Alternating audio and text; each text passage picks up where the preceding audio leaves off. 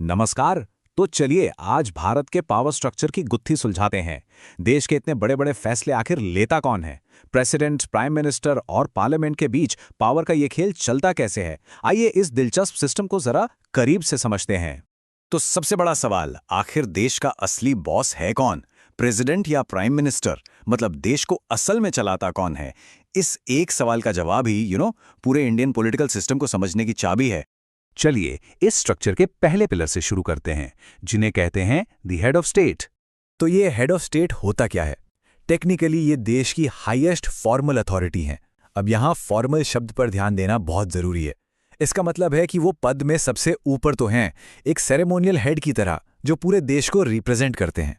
अब आते हैं पावर के दूसरे सेंटर पे, जहां असली एग्जीक्यूटिव पावर होती है, द हेड ऑफ गवर्नमेंट। और हेड ऑफ गवर्नमेंट, वेल, ये वो इंसान है जो एक्चुअली सरकार की सारी पावर्स को एक्सरसाइज करते हैं।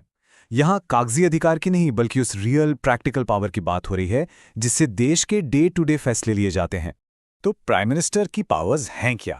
सीधी सी बात है, वो सिर्फ गवर्नमेंट की सारी पावर्स इस्तेमाल ही नहीं करते, बल्कि कैबिनेट मीटिंग्स में ज्यादातर बड़े फैसले भी वही लेते हैं। मतलब देश चलाने वाले लगभग सभी छोटे बड़े फैसले उन्हीं की लीडरशिप में लिए जाते हैं।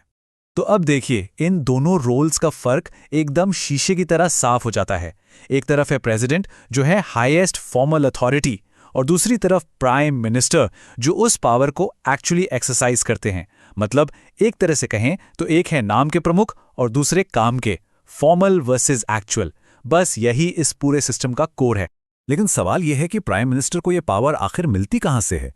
वो अकेले तो काम नहीं करते। यहीं पर आता है हमारा तीसरा और सबसे जरूरी pillar, the house of power, यानी हमारी पार्लियामेंट। तो ये पार्लियामेंट बनती कैसे है? इसका एक बहुत सिंपल सा इक्वेशन है। Parliament is equal to the president plus the Lok Sabha plus the Rajya Sabha. इन तीनों को मिला दीजिए और भारत की संसद यानी पार्लियामेंट पूरी हो जाती है। ठीक है, तो हमने प्रेसिडेंट, प्राइम मिनिस्टर और पार्लियामेंट, इन तीनों पिलर्स को अलग अलग देख लिया, पर ये सब आपस में जुड़े कैसे हैं? पावर का फ्लो असल में होता कैसे है? देखिए, ये एक लाइन ही पूरे सिस्टम का सार है। The prime minister must have the support of a majority of Lok Sabha members. इसका मतलब क्या हुआ? इसका सीधा सीधा मतलब ये है कि प्राइम मिनिस्टर की पावर का सोर्स लोकसभा है। अगर वो हाउस का कॉन्फिडेंस खो देते हैं तो उन्हें इस्तीफा देना पड़ता है। तो पावर का ये रास्ता बनता कैसे है? इसकी शुरुआत होती है हमसे, यानी देश के सिटीजन से। सबसे पहले हम लोग वोट देकर लोकसभा के मेंबर्स को चुनते हैं। फिर लोकसभा में जिस भी पार्टी या कोएलिशन को मेजॉरिटी मिलती है, उसके मेंबर्स अपना एक लीडर चुनते हैं, और बस वही लीडर देश का प्राइम मिनिस्टर बन जाता है। तो पावर लोगों से शुरू होती है, पार्लियामेंट से गुजरती है और प्राइम मिनिस्टर तक पहुंचती है।